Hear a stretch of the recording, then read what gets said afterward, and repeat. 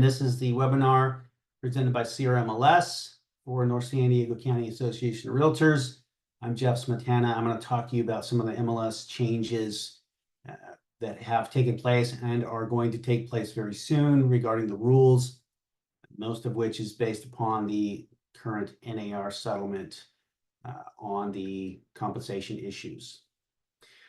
Okay, so we've got just about 50 people in here. That should be pretty manageable. Again, if you have questions, go ahead and use the Q&A box. You can open that in your Zoom interface, type those in there, and then I'll go ahead and answer them. So by way of introduction, you should be aware that the NAR settlement has recently taken place. This is with respect to a large class action lawsuit based upon the concept of some antitrust issues that NAR was accused of, as well as some large real estate franchises and certain other parties, other defendants, basically making the point that compensation has been sort of agreed upon by the players in the industry and that the consumers have had to just go along with it. That's sort of a very loose way of talking about an antitrust claim. It's basically saying people come together and come to an agreement, a bunch of competitors come to an agreement amongst themselves that affects the consumers out there who are using their services or purchasing their goods in a way that discourages compensation. I've got a question here from an anonymous attendee. So I just want to let you know that anonymous questions are not my favorite. I would prefer that you just put your name in there. I've seen it misused quite a bit. I'm not accusing anybody of anything, but go ahead and use your name. So again, this is the gist of this is that the compensation was agreed upon by the parties, and so the consumers had to go along with it. So what ultimately happened is in the NAR settlement, the plaintiffs and NAR agreed that they would make certain changes to the way things worked so that this alleged conspiracy could go away. What the primary effect for the MLS is the removal of the offer of compensation. So you are familiar with the MLS, I am certain. You're probably familiar with one of the core foundational concepts of a multiple listing service is that brokers come together and they agree to share their listings with one another. And they also agree that in those listings that they put in the MLS, they will make an unconditional unilateral offer of compensation. They will put the amount in that listing that you will make if you bring the buyer. That is going away. There will no longer be any offer of compensation in the multiple listing service. We will not show compensation fields going forward after August 13th. I'm going to break that down for you a little bit further. There are some connected issues to that, which we will talk about as well. So what I'm going to do first is I'm going to share my screen and show you it's just a Word document. It's nothing fancy. It's an eConnect that our marketing team has put together. And let's see here. Let me share this. Make sure you can see it. Hopefully you guys can see that. If you can't see it, let me know in the Q&A box. All right, so this is a draft eConnect, and it's basically the latest updates on things from CRMLS. So as you can see, it remains our highest priority to ensure CRMLS users adapt to thrive in our rapidly evolving environment, et cetera, et cetera. What is happening soon is on August 13th, so just about a month from now, the compensation fields will be removed from Matrix, Paragon, and Flex. Those are our three multiple listing service front ends. I suspect most of you are Paragon users, so it will be going away. And also, we will have some new rules and enforcement policies going into effect on August 13th. So question one, why is compensation being removed from the MLS? I was just making some comments about this. It is a settlement under which people will pay some money to no longer be vulnerable to lawsuits for these causes of action, these antitrust violations, without admitting they've done anything wrong, right? That's what a settlement is for. They will pay to this class of plaintiffs a certain amount, and the terms of that settlement have dictated what these changes are in the MLS and in the practice of real estate. for NAR for realtors and their brokers. And again, what we're concerned with is the big deals for us is the compensation fields going away and the rules and policy changes. We have to do these things because we have signed this settlement agreement. We didn't have a choice. NAR introduced their new MLS policy handbook. That's where these changes have come from in terms of our rules. We have to go along with this. We have to put them in there, and we have to enforce them very cleanly, clearly, and consistently, lest we be found to have breached the settlement agreement and lose our protections and become vulnerable to lawsuits again. Ditto for all of the associations and practitioners and big brokers out there, small brokers too.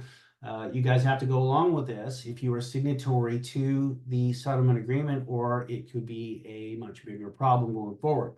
So to remain compliant with the settlement, CRMLS must remove all compensation fields from the multiple listing service. Hopefully none of this is news to you guys. Question 2, what's going to happen to your listings or the listings that are in our system on August 13th? Well, for certain statuses, the compensation fields will just disappear. They will be purged. So for coming soon, active, hold, or withdrawn listings, all of that compensation information will be zapped and no longer there. The system will retain the data in the back end, but it will not be displayed, and the fields won't even exist for you to look at. So all of those listings where the offer of compensation was still out there, right? Somebody could respond to it. They will no longer have that opportunity. There will be no offer for anybody to accept. Now, for these fields and this information for other types, we are going to leave the information because essentially it's historical. So compensation fields for the following statuses are going to stay: active under contract, pending, closed, expired, and canceled. So for active under contract and pending, the reason we're leaving the compensation fields in there is because it was there at the time when it was okay to have it there, and someone accepted it. So a contract was formed based upon that offer, and there was no violation of the settlement agreement at that time, right? So the parties can continue to abide by the terms of that settlement agreement, or by the terms of their purchase and sale agreement with that compensation in there, no problem. Now, if your active or pending listing falls out and goes back to active, the compensation will go away. For closed, expired, and canceled, we're going to leave it in there because it's just historical information. Now, I want to point something out, and that is that the reason that this is being eliminated, not only just generally because of the settlement agreement, is because of the conduct that was alleged to have occurred in response to this offer being out there. What I'm saying is that the DOJ and the plaintiffs and a lot of other people were concerned with steering. So the allegation is that buyer's agents were directing their clients to listings that had higher offers of compensation. So this is essentially taking away any incentive, any temptation for buyer's agents to do so, in combination with the use of the buyer broker agreement, which basically is how you're going to agree to what you're going to get paid in the deal. There is no reason to steer your buyers, and there is no way or direction to steer your buyers too, because you've already agreed with what you're going to make, and you can't take advantage of someone else offering more, right? And I'll comment on that a little bit further. So I did see something in the chat. I'm going to take a look at it. There is a question about whether or not this recording will be available to you guys. You'll have to check with the AOR on that. I know they are recording it. Whether or not they want to make it available is totally up to them. Okay, so again, what's going to happen to the listings in our system on August 13th? Coming soon, active, hold, and withdrawn. The offer of compensation fields will just simply be gone. And then for active and pending, or active under contract and pending, the compensation will stay in there unless it goes back to active, then it will disappear. Closed, expired, and canceled, we will be leaving it in the MLS as historical information. Question 3 on this eConnect is one we are hearing a lot. How will I get paid once the compensation fields are removed? A totally fair and reasonable question, right? What you guys are used to is being able to look at a listing, see what's being offered, and know that if you bring the buyer and you close the deal, that's what you're going to get paid. That will no longer be the case. You are going to have to arrange for, by way of agreements with your client, the buyer, and or the seller in some other format as to what you're going to get paid, but it will have nothing to do with the multiple listing service. You will not be able to point to anything in the MLS and tell the seller or the listing side, hey, this is what you're supposed to pay me. You've got to do that negotiations outside now. That is something you guys are sure going to be just great at. So question 4, what CRMLS rules and policy changes will go into effect on August 13th? Now, so as a result, again, of the NARMLS policy changes, we're going to change some rules. I'm going to take you through a larger document on that in a second. But some of the more important and significant rules, and really the ones that you guys have to be concerned with, is Rule 7.15. That has historically been the rule that says if you're going to put a listing in the system, you have to offer compensation. That is gone. It is now going to be no offers of compensation in the MLS. So Rule 7.15 will now say exactly the opposite thing. I will show you the text of the rule in a moment, but it basically says you can't put compensation in the MLS, no way, no how, by any means whatsoever, right? Sort of a paraphrase. You can't do it. Not in the fields, because again, they're going to be gone. You won't even have the opportunity to put it in your listing.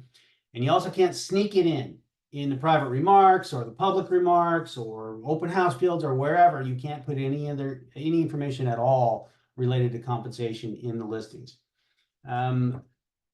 Rule 7.19, I don't think you have to be too concerned about that. It's basically just saying no disclosure of listing broker total commission. It's saying that they don't want the listing side disclosing what they're making. So not only can you not offer compensation, you also can't put in there, I am making 6%.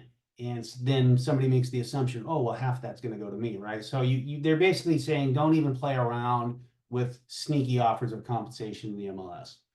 And then Rule 9.1 is a big one. This is the rule that's been modified to tell you that you have to have a buyer-broker agreement in place with your buyer before you can show a property. Okay, that is that agreement by which you will agree with your client how much you're going to get paid for closing a deal with them. And you have to have that in place now before you go and show a property. There's a lot to that. We'll take you through that rule a little bit as well. How are we helping our users adapt to these upcoming changes? Well, one thing we've done, you might already be aware of this, is on May 29th, we added some new fields in the listings in the front end visible to everyone, and they're called the concessions and price fields.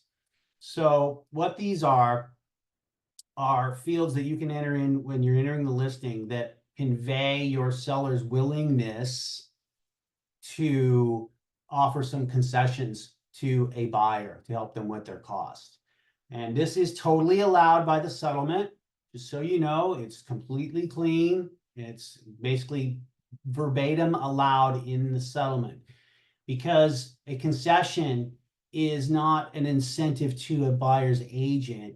A concession is an incentive to a buyer. The buyer can do whatever they want with those concessions. They can pay, closing costs. They can fix something in the property. They can use it to pay some of their broker. They can use it to buy down their loan. There's no reason for a buyer's agent to respond differently or more positively to a deal offering concessions, because that's not going to the buyer's agent per se. It's an offer to, it's actually an invitation to a buyer to ask for concessions in their offer. So we've got that going. Again, it's basically a good place for listing agents and their sellers to convey their willingness to offer some concessions. Buyer's agents will have an opportunity by looking at that to direct their clients to a listing that might be beneficial to their buyers who need some help with their closing costs, etc. And then buyers will have the ability to identify even for themselves which ones might be more attractive to them, because they will get that help from the seller. So I'll take a quick pause and look at some of these questions that are coming through. First of all, if you have questions, guys, I'll remind you, if you missed the introduction, please put your questions in the Q&A box. That way I have all the questions in one place. Don't use the chat. Okay. Oh, Sharon, you say I already answered your question. Okay, so looking at the Q&A box, we've got a couple of questions. So I see a question here from Robin that says, if a buyer contacts a listing agent to see their listing that says they want to be unrepresented, will listing agent need to have buyer sign a buyer broker agreement? The answer to that is no. Okay, so the new rule regarding the buyer broker agreement literally says it creates no obligation for the listing broker. You don't have to do anything as a listing broker regarding the buyer broker agreement if someone wants to see your listing. It's not up to you to police that. Okay, just so you know, it says that very cleanly and explicitly in the rule. Another question from Lee. Are brokers not allowed to answer compensation questions off the MLS? They are allowed. Okay, the settlement doesn't have anything to do in terms of the MLS and compensation.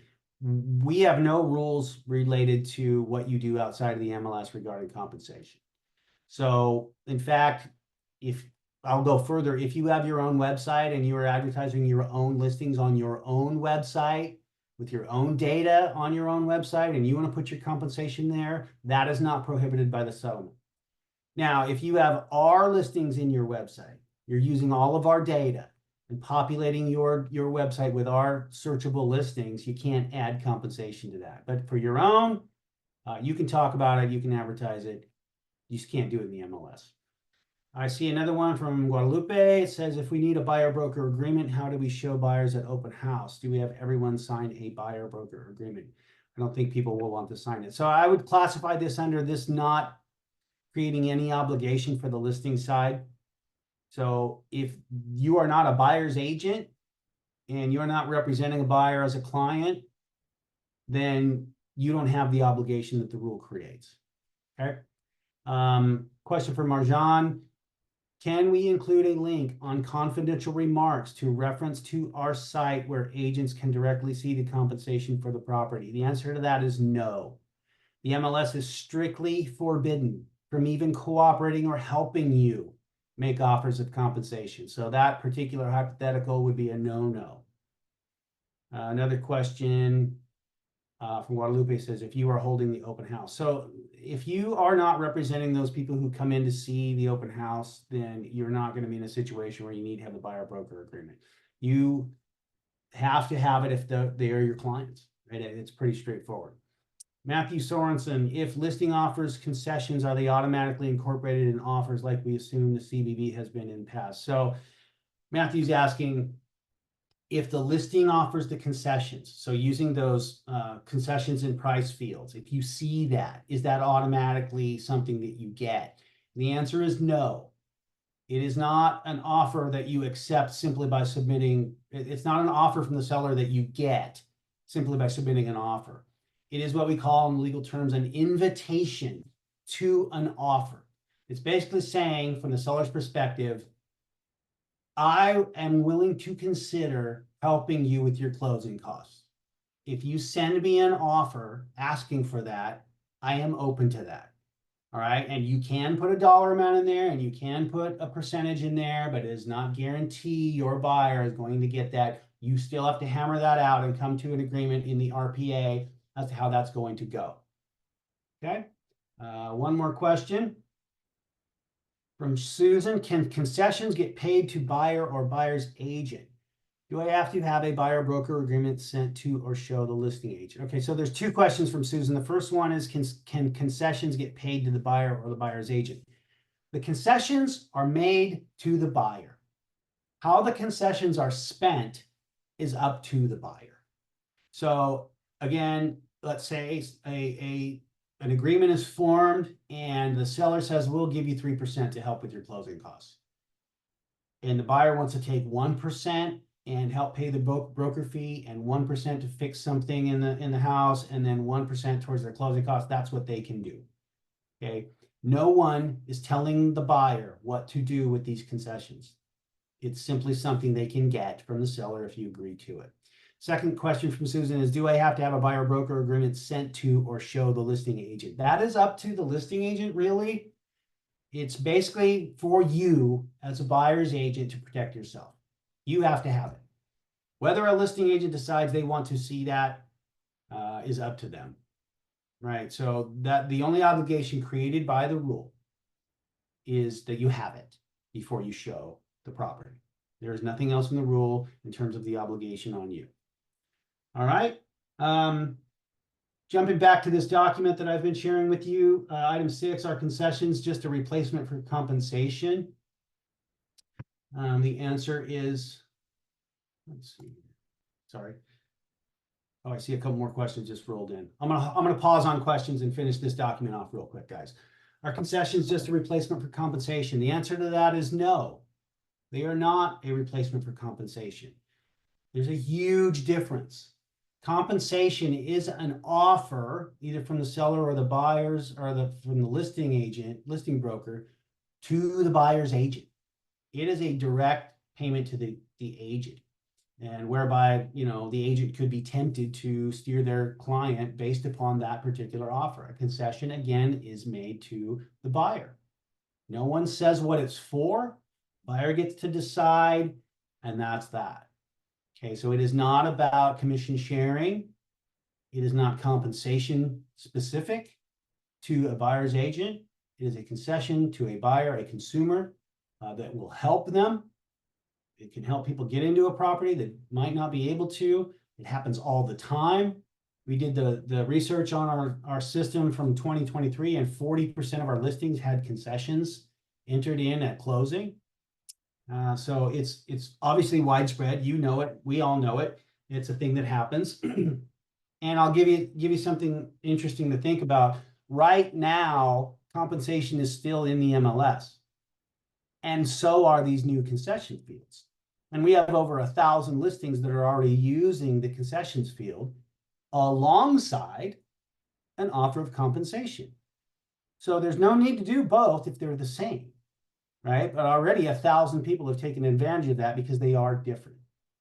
The last thing is item 7, how can I ensure that I'm staying up to date on all upcoming changes? That is a great question.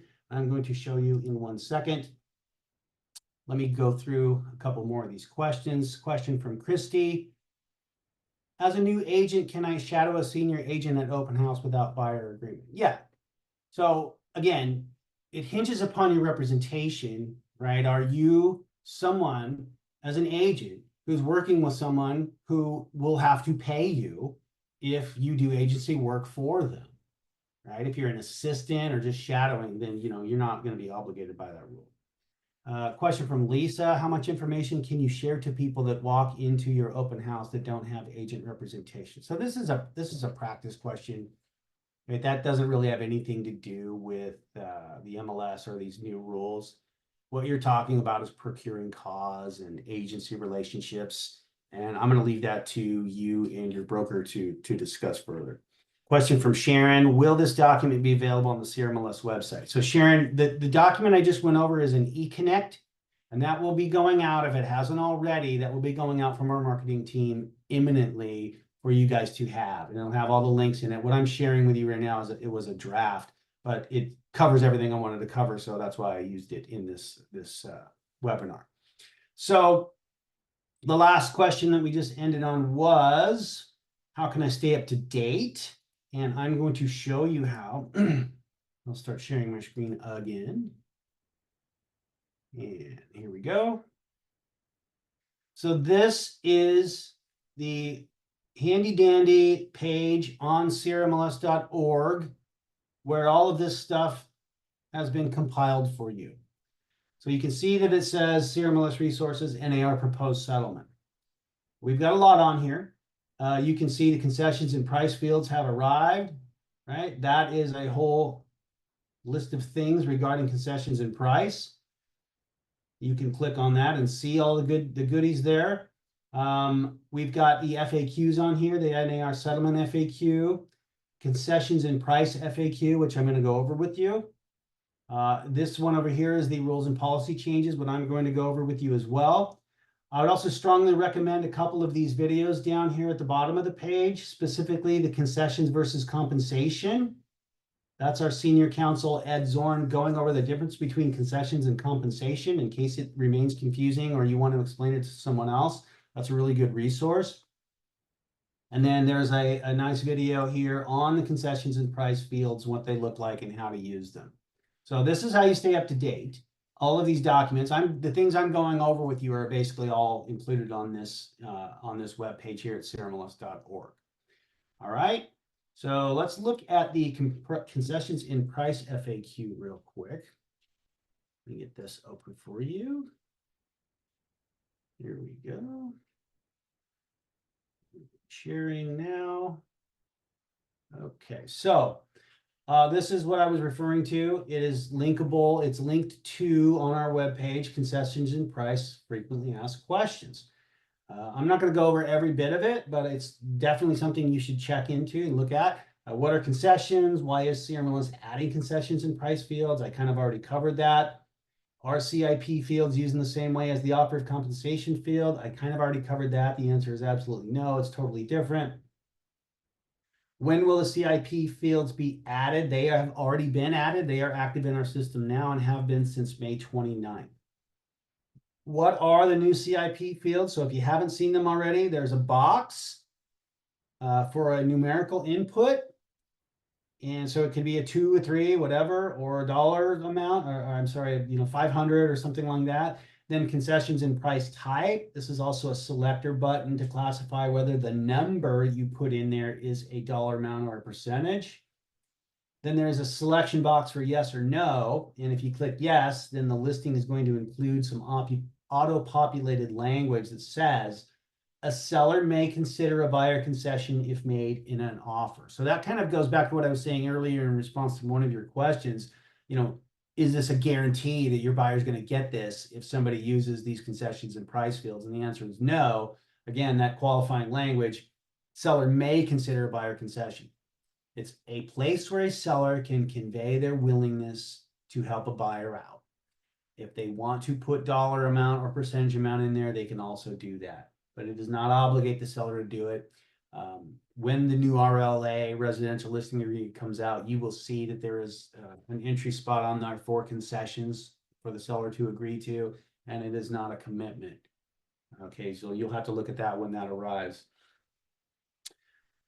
Question, do I now have to include concessions in all my listings? Of course not. Those concessions and price fields are totally optional. You can leave them blank. Who benefits? Kind of already went over this. Everybody really benefits. Again, the listing and sell side has a space to advertise whether or not they're willing to help out the buyer.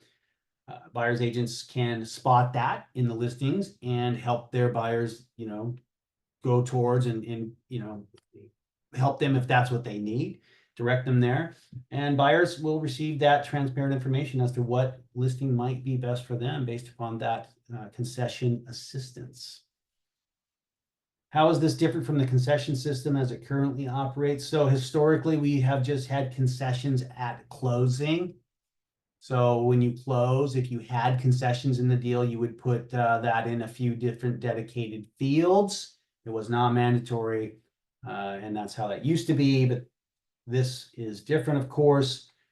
They are not binding. This is a little bit of what it looks like. That's Matrix. You don't care about that. Here's Paragon. So when you're entering a listing at your add edit, you can see in that red box, that's what it looks like. If you got your listing and your seller is going to offer some concessions, that's where you would put that information. It's really straightforward, very uncomplicated, and already pretty popular. Any questions on that? Okay, I got another question from Robin. Concessions that have been entered in the MLS are mostly for repair credits that have been negotiated after buyer completes inspections. Why would seller indicate up front that they're willing to consider concessions when it could still be negotiated after buyer has done due diligence? Well, I mean, that's up to the seller. I see what you're saying, Robin, that your point is that most of the time concessions have to do with repairs and then that just gets entered after the fact. Well, that's fine. If the seller doesn't want to talk about that up front, they don't have to. But if they were already considering it and they feel like it's a good marketing strategy to attract certain buyers, then this is an opportunity for them to do so. Whether they want to or not, the option is now there for them. Can it still be negotiated after buyer's done due diligence? Of course. That's why it's a non-binding field, right? So if the seller says, hey, I'm interested in helping you out, if that makes my property more attractive to you, I'm willing to consider your offer. If you need help, I may go up to 2 or 3%. That's what I'm thinking about. And then you put all that information in your listing. And then you come together and you try to work out the deal, and whatever you arrive at in the end goes into the contract, escrow, etc. So whether or not people want to use it, it's there for them now. Okay, it didn't used to be. And it's pretty popular so far. Another question from Susan. So basically the word may, quote unquote, provide concessions really just means yes, and we have to negotiate it. But where is it negotiated in request for repairs or addendum? So to the first part of your question, Susan, yes, that's kind of what I was just saying. You still have to negotiate it and get it into the contract. But where is it negotiated? Could be in the request for repairs, could be an addendum, could be a counter offer, could be the offer to begin with, right? And you go through your counter offer process and you arrive at that. You guys know how to negotiate and you know how to use those forms. It could be anyone depending on the specifics of that deal, right? So yeah, it's very flexible for you guys. It's really just an opportunity for a seller to convey their willingness and what they might be willing to help, what level at which they might be willing to help a buyer. The last one I want to show you guys is the new rules, and then I'll kind of go over some of the issues from a compliance perspective. Anne has a question. So the buyer is obligated to pay their agent in escrow. Not necessarily, right? I mean, whatever you negotiate with your buyer, that's up to you, right? It's a contract between you and your buyer, right? Does the buyer want to use concessions that come into their credit side on the closing statement and, have escrow direct that to you? Totally fine. Does the buyer want to pay you directly outside? That's up to you guys. So whatever is most convenient and whatever you come to an agreement with your buyer. There's no have to, no obligation in that sense. I got another question from Matthew. Maybe I'm blind, but I cannot see where the concessions field is in my listings or in other agents' listings. Can you show a sample screen of where these fields are? I'm not going to be able to do that, Matthew, but I would recommend you call into our customer care department. They can walk you through it step by step. They are way better at it than me. I'm not going to have time to log on to Paragon and run through some listings to show you where it's at. I know it's there, but my CCD people will definitely jump on with you while you're in front of your computer and they'll walk you through it. That's what they do for a living. So sorry, but you have to make that call, and it's free. Okay, so just go to CRMLS.org and look for the customer service, customer care button, and you can go in that way. All right, so let me share this document. Last document I'm going to share with you guys. So now what this is a PDF. It's also available on that resource page that I took you to a few minutes ago. And this is called the CRMLS Rules and Policy Changes. So this is a document that we send out every time we make changes to our rules or citation policy. We usually make updates to our rule set twice a year. We'll publish a new set in January and another one in July. We've already done January. We have posted the new rules that are going to be effective August 13th. They are already up on our website, but in conjunction with that, we also send out a summary sheet so you can look at it. So rather than let you scroll through my entire rule set, I'll just hit some highlights here. And honestly, the only ones you guys have to be aware of is there's just a couple of them. So you'll see it, to begin with, we have removed the terms commission and compensation anywhere and everywhere in our rule set. So that's a global revision. Rule 2, the purpose of the MLS. This is not critical for you to know, but historically, this section included the compensation issue. That's what the MLS was for. So that's been removed because we are no longer for that, right? according to the settlement and the Department of Justice and NAR. So the new purpose is highlighting mostly the cooperation. These, you don't have to worry about 5.14. That's just a housekeeping rule. But Rule 7.15, I made mention of this earlier. The unilateral contractual offer has been renamed and revised to no offers of compensation in the MLS and now reads, a listing broker may not input or otherwise use the MLS in any capacity or in any field, media, or document uploaded to the MLS to offer or convey any amount or any willingness of listing broker to share a commission with a buyer broker, or for a seller to offer a specific compensation amount to a buyer broker. Nothing in this rule shall prevent the listing broker from inputting any amount or invitation from seller to consider any concessions that may be requested by a buyer in an offer, as long as any such communication of a concession does not limit or condition the concession on being used to pay any buyer broker or other buyer representative. In other words, we are removing the fields where you would normally have entered this information, and you are also not to try and sneak it in any other way. Again, I mentioned this earlier, don't put it in the private remarks. We are still offering 3% compensation. That is a violation of the rule in the settlement agreement. Don't put it in the public remarks under some kind of code. We'll pay your agent, right? Don't put bonus to buyer's agent for blah, blah, blah. Don't put anything in there that might incentivize or attract the buyer's agent to do something with respect to targeting your listing so they can get paid. You understand? So no temptation in there at all. You want to talk about it outside the MLS, that is up to you. But you cannot put it in our system. And guys, there will be no exceptions here. There will be zero tolerance. We cannot risk breaching the settlement agreement. So we're going to be tough on this. On July 22nd, our board of directors is going to meet and decide what the fine for breaking this rule is going to be. It's going to be extremely expensive based upon what the rules committee has already decided. I don't think there will be any excuse, because at this point it's hard to imagine anybody in this business not knowing about this. All right, so we usually provide kind of a honeymoon period. We're not going to be able to do that this time because it could mean real big problems for us. So please, please, please don't even play any kind of game. Don't put some code. I mean, I've been doing compliance for a long time, and you guys, not you, but agents can be very creative. And we don't want to see any kind of creativity in this respect, because that's just going to be a problem for all of us. The other one that don't worry about the rest of these. I mean, like for instance, these 3 have been removed because they specified compensation issues for those specific types of listings. And that's the only reason the rules were in there. They've been taken out. This is the other one that's really important for you guys, is 9.1. This language is taken directly from the settlement agreement. All right. It basically says, I won't read the whole thing to you. It says you have to have the buyer broker agreement before you show, tour, or inspect a listed property. Okay.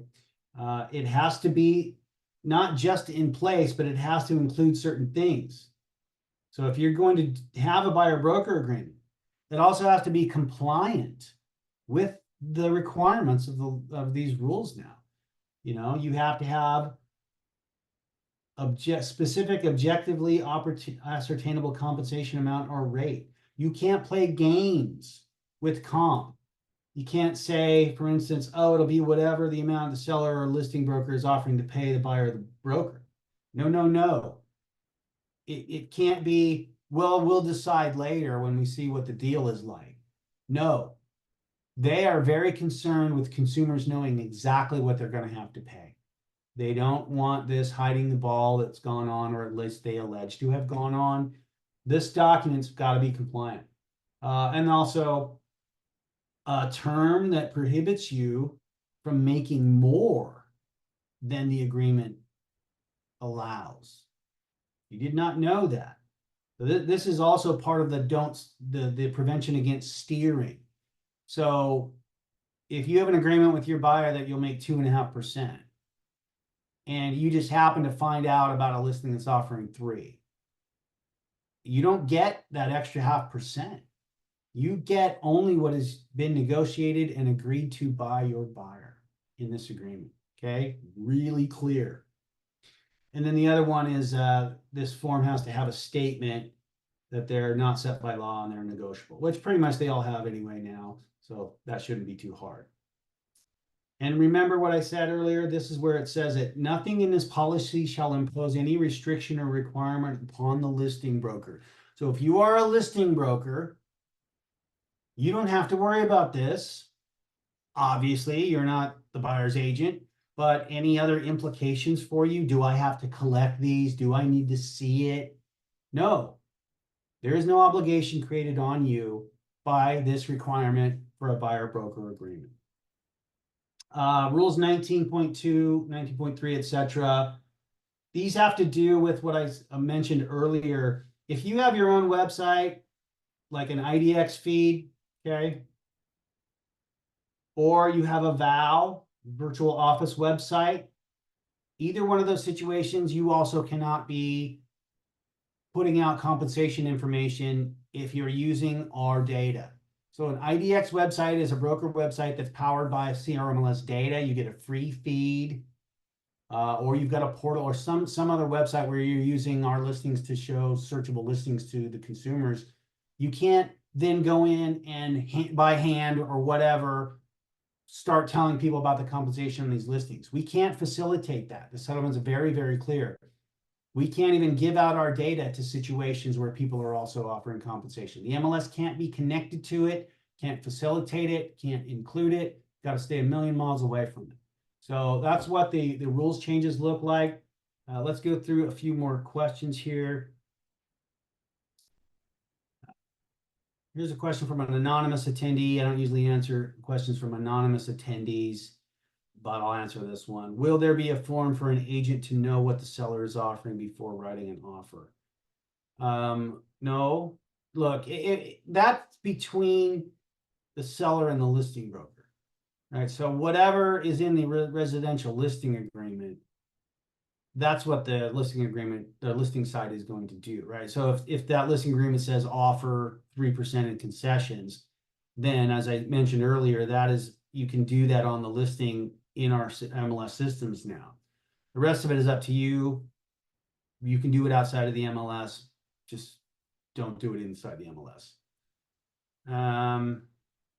Terry's got a question about what attorney you can speak to about a particular government code section. I'm gonna have to look at that later. Terry, email me that question to jeff@crmls.org. I don't know what you're referring to and what that section is, but generally speaking, if you want to know about law, you can pretty much call any commercial litigator or business attorney. Here's a question from Mindy. Mindy asks, I assume no discussions of compensation at MLS pitch sessions. Well, no. So provided you're talking about like an office meeting, that's fine, right? The rules are only applicable to our system and what is in our system being displayed in our system or on sites that include our data. This rule doesn't give us any right to dictate what you do outside of the MLS, okay, or in a way that's disconnected from our data. So there's that. Lee's got another question. No buyer broker requirement, including open houses. Not sure what that question actually means. But look, the rule says, and the settlement says quite literally, you have to have it before showing, touring, or inspecting a listed property with your client. So you can interpret that as you must, but if you are an agent and you have a client, I would dare say you don't walk into a listed property without that in place, whether the context is a private showing or an open house. Minnie's got another question. So an agent can accept less than what the seller is willing to offer, just not more, right? So, Mindy, remember, you're going to get paid what the buyer has agreed to in the buyer broker agreement, regardless of what the seller is willing to offer. The rule basically just says that your agreement with your buyer must say that you can't get more from any source. So can you accept less than what you agree to with your buyer? Yes, of course. You can just modify your agreement, right? It's just an independent contract between you and your client. So yeah, you can do that. There's another one from Robin. She says many brokers are saying that the buyer broker agreement can easily be amended to change the amount of buyer compensation in the event a listing offers more or less than the original BRBC. Is there a problem with doing that? I think I just answered that, and the answer is no. Look, it's between you and your client. You have the freedom of contract. And if you need to make adjustments to what the buyer is going to pay you, the rules don't say anything about that. It just says you can't make more. So if you need to change it, and that results in you making more, that's different. That's fine. Okay, but that agreement you have must say that you can't make more. Lee, I'm a listing agent and I host an open house. I would assume no requirement for open house. You are correct. The rule creates no obligation on the listing broker.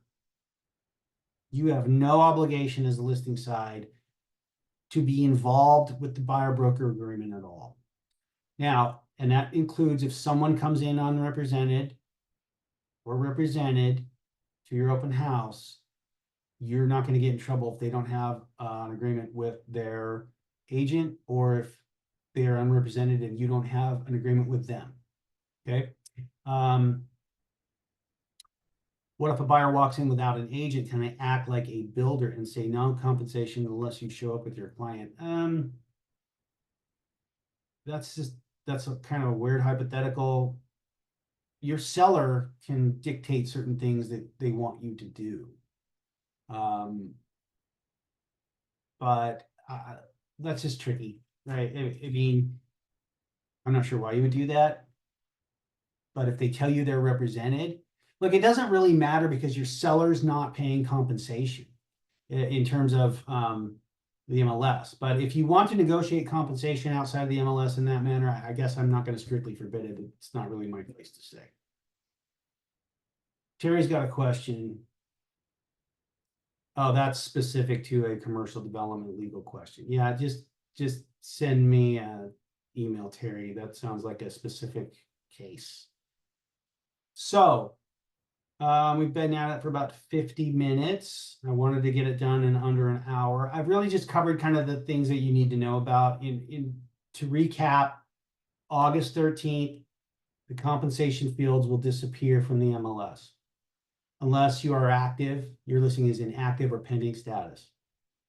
If those two kinds of listings fall out of escrow or whatever and go back to active, the compensation will not be there. Compensation fields will stay in historical data listings such as closed, expired, and canceled.